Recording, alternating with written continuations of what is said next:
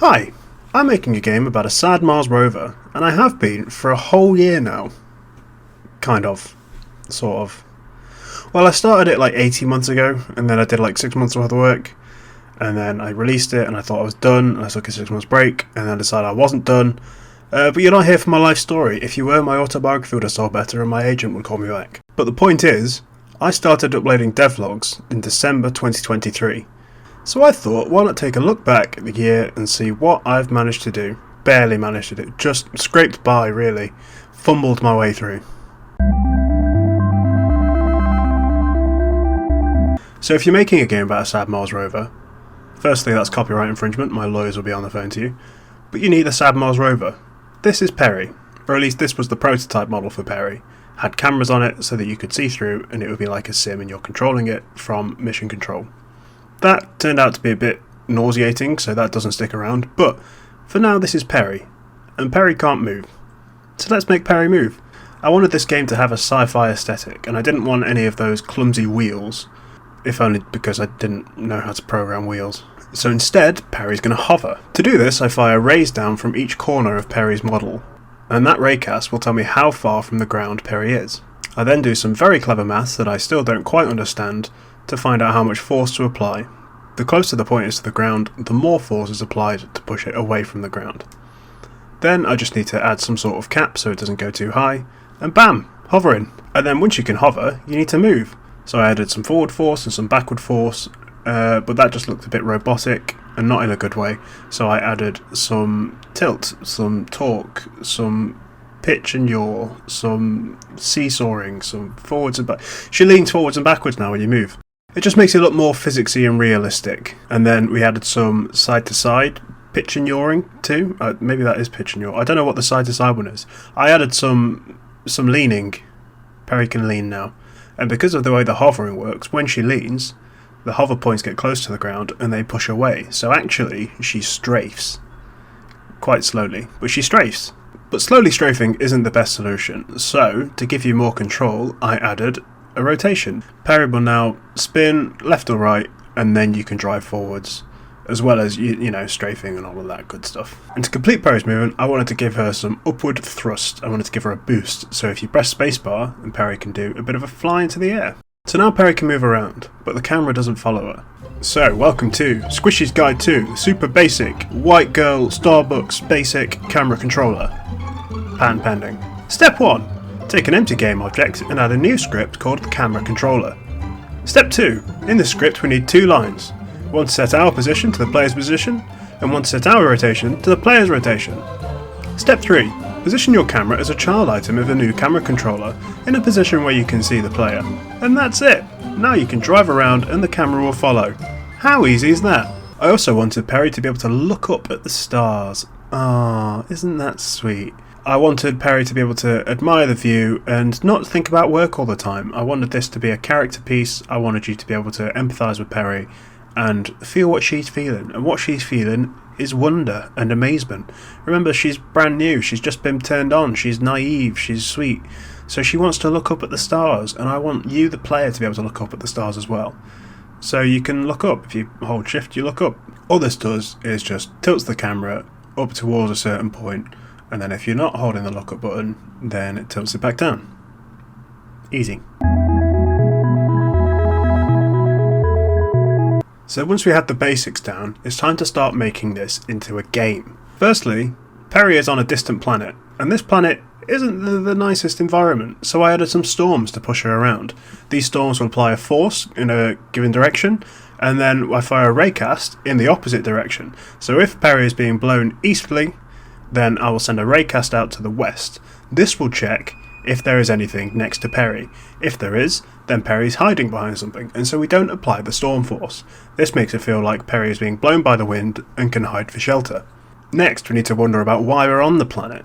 Perry's here to terraform this planet so humans can one day live there. To do that, she needs to harvest dirt samples, she needs to plant new plants, and she needs to water those plants so that they can grow. So to do that, she needs a tank to carry them around in, and she needs to be able to pick up and put down samples. Now this all got a bit complicated and confusing, but basically there are designated areas which make Perry interactable. If Perry's interactable, then I can check if Perry has an object that she wants to place down, or if she's above an object she wants to pick up, or even if there's a fertiliser above a plant that needs fertilising. Oh yeah, and there's a fertiliser that she drags around. Then I added some level objectives, but that's all a bit, you don't want to know about that. It was boring, it was programming, it was bleh. So let's just get on to the pretty things. First up, I made a new Perry model, and this one has diegetics in mind. Diegetics are in-world indicators. Well, not specifically. Diegetic just means something that is in the world of the media you're playing. So in our case, that means if you want to see what samples are in your tank, or if you want to see how much power Perry has left, then these indicators are in-world. They are on Perry's model herself, which will make the game more immersive and have less UI cluttering the screen. Now the Diegetics controller itself is fairly simple. All it does is check for what samples are in the tank, and how much power Perry has, and how much boost she has, and then just applies the relevant materials to the relevant parts. Now it is a bit unwieldy and a bit long and a bit hard to add to, but it does it. Next up, I made some models for the samples. These will be the plants and the dirt that Perry collects. The dirt is just a segmented sphere that I dropped in a physics simulation in Blender, and when it's collected and in the tank, it's the same sphere that's been segmented and dropped, but into like a cup, so it looks like it's been scooped up together. And then there's this blue plant. It's a blue plant. What more can you want? Then the player needs to know where they're going, so I made this shader graph. And by that I mean I stole this shader graph. What it does is it takes some numbers, and it says that if there's an object around the edges, make this effect stronger, make the colour stronger. Can you tell I stole it? And this gives you this cool force field effect. Incidentally, when I change it to blue, I use it as a force field. Then I also made this model for the home base. So this home base is where Perry will come back and she'll be able to charge up her battery, or she'll be able to drop off her samples, or you need to come back and finish the level there. I think it looks horrible. New terrain! I made a new map. I made a map, and it's new. And then I covered it in a texture, and it looks nice and brown and alien.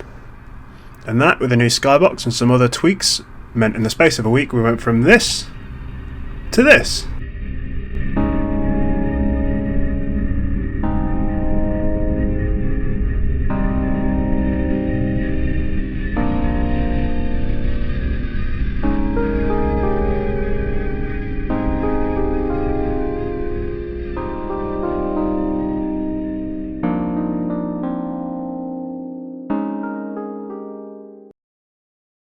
Now it's on to the finishing touches. Sort of. I added a Minimap. The Minimap camera is basically the same as the camera. It just follows the player, but it's really high up and it's orthographic, which just is a fancy word for saying flat. This means that we always have an aerial view of where the player is, and it follows the player's rotation as well. Particles! I added some particles. There's now some dust that kicks up under Perry. When you have a storm, there's loads of storm particles everywhere. There's some fertilizer particles. When you use the fertilizer, it goes little noise. I also made new models for the fertilizer, and for this satellite, and for this Genesis cradle, which is it's the MacGuffin. It's a big machine that you need to put towards the end of the game. It's at this point I have to say that I'm not an artist, I'm a programmer, and I'm not a very good programmer either. I taught myself how to use Blender, and my teacher was rubbish. So this is what I ended up with. Tutorial prompts. So that you know how to play the game, when you enter these collider boxes, I'll show up a little tutorial prompt on the screen, and it will say, press this button to do this. Like a prompt to tutorialize you. Self-explanatory really, aren't they? Audio. I added sound effects here, sound effects there, sound effects everywhere. All of these sound effects and some music. Whoa. Now, dear children, it was at this point where I originally released the game for free on itch.io. If you want to play this right now, you can. It's been there for ages. Why haven't you done it already? But it's very rough around the edges. There's no pause menu, there's no saving. You can do all the levels in whatever order you want as soon as you open it. And I wasn't very happy with that, and I wasn't very happy with the end product. And so while I'm very proud that I did release something, and I did stick to a deadline, I decided to carry on anyway. Which is where we picked up earlier this year. So So I added those things. I added the pause menu, I added the saving the game system, which was really complicated, and I also just stole. And then I added level stats, so it will say, oh, you've looked up for this long, because I want it to be all, you know, pretentious and auteurish and a little bit wanky, just a tiny bit wanky. And then I wanted to upgrade the character feel of my game. So I added a new animation, which is the most simple animation ever. Perry's face literally just falls backwards so she can look up, which I spent far too long on for such a simple animation, only to find out you can barely see it in game. But I'm glad it's there. I also made new variants of her model where she is damaged and battered from a storm, or where she's armoured up and ready to go out into the danger. I said that a bit weird, didn't I? Danger, danger, danger. Then I added some collectibles, some things that Perry will find and in her naivete will attribute meaning to and keep and want to make friends with. So I made the friend rock, I made a panel which fell off the home base, which must be lonely, and I made this futuristic looking tape deck thingy, which will have a message from Perry's creator on it. And then I also added some other sound effects, like when you crash, Perry will make a noise like this.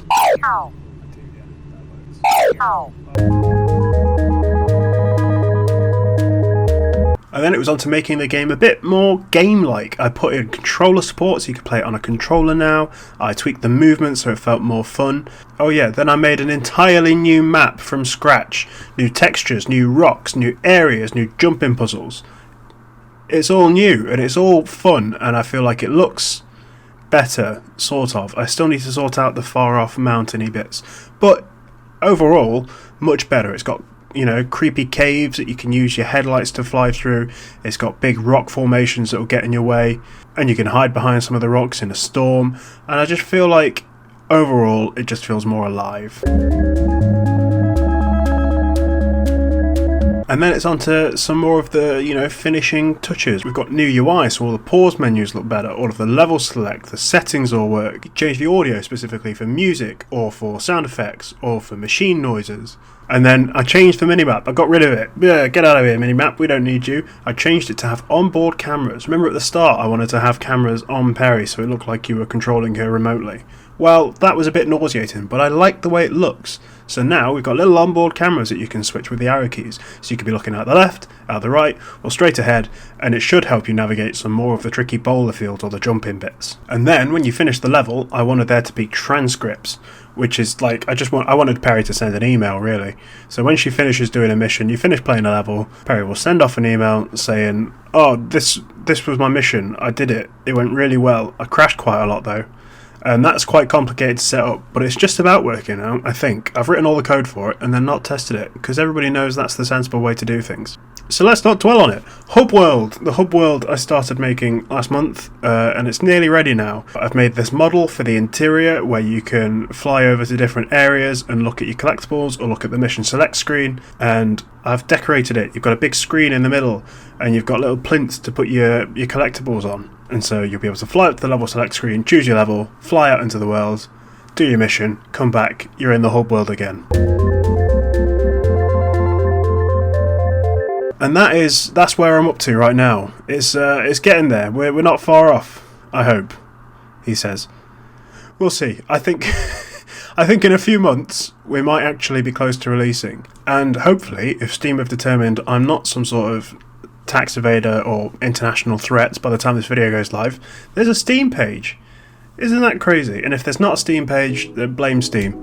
But if it's there, if it's working, I'll edit this video and put a link in there whenever it does decide to show up, or whenever Steam decide I'm not, you know, a criminal. You can go and wishlist it. If you could go and wishlist it, that'd be lovely. If you've made it this far in the video, even lovelier. Thank you very much for watching. I hope you've enjoyed it.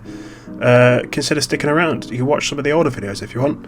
Wouldn't blame you if you don't. Some of them are a bit rubbish. The early ones are a bit rough. I don't really talk very loudly. But you know, we're all getting better. I'm getting better at making games, getting better at making videos. So hopefully stick around for some cooler videos in the future. And lastly, I hope everybody had a great 2024 and has a good new year with lots of nice resolutions where you're going to exercise more and eat less food. So to celebrate New Year, I'm going to go and not exercise and eat loads of food. Happy New Year.